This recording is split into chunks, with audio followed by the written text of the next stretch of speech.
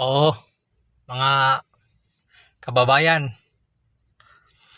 yung taong pinagkaisahan nyo, yung taong pinakulong nyo sa dahig, siya pa rin yung taong pinagkakatiwalaan ng sambayan ng Pilipino at mahal ng sambayan ng Pilipino. Pati na si Vice President Sara Duterte. Kaya ikaw, Bongbong Marcos, isa to sa patunay na hindi ka mahal ng taong bayan at ng sambayan ng Pilipino. You will never be loved of the Filipino people. Hanggang pagnanakaw ka lang sa kaban ng bayan, Mr. Bongbong Marcos.